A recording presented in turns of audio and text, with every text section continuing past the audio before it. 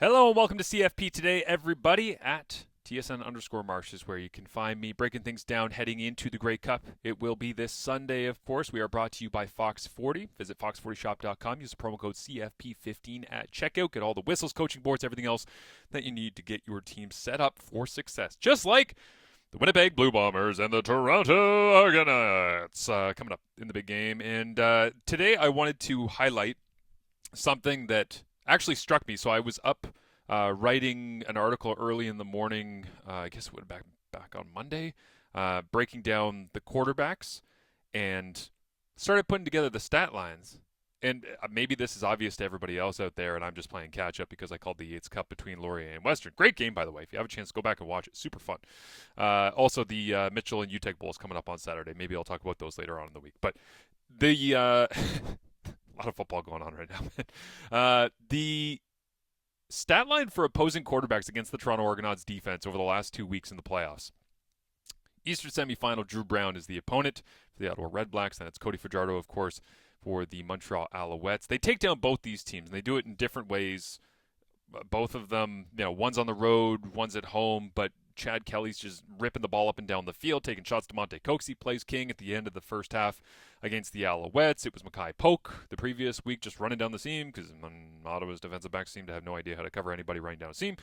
And so you end up getting to the Grey Cup, and I'm a big fan of looking back and trying to learn from what has been in order to kind of paint the picture of what might be.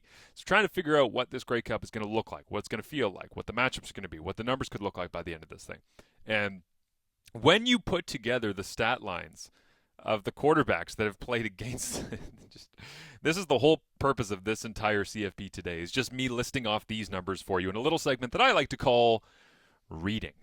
So first game, Drew Brown, Eastern Semi, 46 of 61, 487 yards, 3 touchdowns.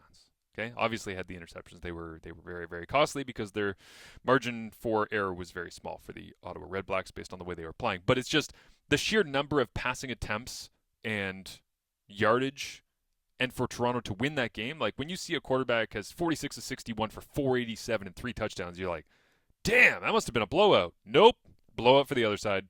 Like, Toronto was just far too good offensively, didn't make any difference. Cody Fajardo the following week, last Saturday, I should say, 27 of 42, 330 yards, 3 touchdowns. So back-to-back 3 touchdown performances. But again, 42 passing attempts against the Argonauts. That means in the last 2 games, the Toronto Argonauts defense have given up 73 completions on 103 passing attempts for 717 passing yards and 6 touchdowns. And this is not me saying they're going to get sliced and diced and shredded by Zach Collaros. Like, sure, maybe. But here's the thing. Winnipeg had the fewest passing attempts in the regular season because they lean on Brady Oliveira in their ground game. And also because they had stretches of the season where they were kind of garbage. So they just didn't really want to throw the ball a lot because they had injuries to Kenny Lawler and Dalton Schoen, and they had to figure out other ways to get it done. But they're averaging 51.5 passing attempts against the Argonauts defense the last 2 weeks. That is a wild number. On the other side, for the Argonauts, 18 of 20 was Chad Kelly in that Eastern semifinal, 358, 4 touchdowns. Like, just unbelievable. The greatest performance we've ever seen in the CFL playoffs, the highest efficiency rating, on and on and on. And then in the Eastern final, 16 of 30, where you go, ooh, and that's combined, I believe, between Arbuckle in the fourth quarter and Chad Kelly for the first 3 quarters. But barely over a 50% completion rate, 255 yards and a touchdown. Not great. Not big numbers. Didn't matter. They still win. So the Argonauts are such a... If they go on to win the Grey Cup this week, I really do think we're going to look back at this and say, okay, if Zach Collaros has 40 passing attempts in this game and completes 30 of them, that would mean that they would have given up over 100 completions in a 3-game stretch. Can you imagine if the Argonauts defense gave up 100 completions over 3 games on 143 passing attempts that they had to defend, and they won the Grey Cup? That would be a hell of a story. I don't really know how we would explain it, but it would kind of fit with the entire year where Bo Levi Mitchell's probably going to win the MOP even though he didn't make the playoffs, and why none of the season-long statistics make any sense because this has been such a strange year of streaky teams.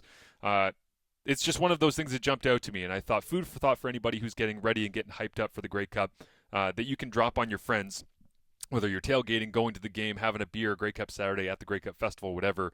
Right now, 73 pass completions on 103 attempts for over 700 yards and 6 touchdowns. That's in 2 games. What is Zach Collaros going to do to that defense? That is the question. Have a great day, everybody. Thanks for listening.